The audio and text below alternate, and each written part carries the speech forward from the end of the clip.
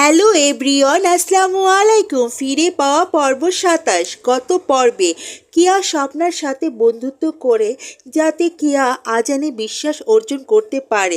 এখন আগে let's get started. আস্তে আস্তে কিয়া আজান আর স্বপ্নার সাথে মেলামেশা করতে থাকে, কিন্তু স্বপ্না কিয়ার শয়তানি মনোভাব বুঝতে পারে না, কারণ স্বপ্না সহজ সরল পবিত্র মনের মানুষ। কিছুদিন এভাবেই দেখতে দেখতে পার হয়ে গেল, আর কেয়া ও স্বপ্নার সাথে বন্ধুত্ব অভিনয় করতে লাগলো।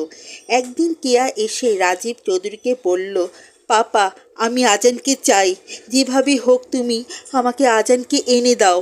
রাজীব বলল, মামুনি, তুমি এসব কি বলছো? আর আজানকে? কেয়া বলল, পাপা, আজান মন্টু মিয়ার ছেলে। রাজীব বলল, কি বলছো? আজানের না কিছুদিন আগে এঙ্গেজমেন্ট হয়ে গেছে?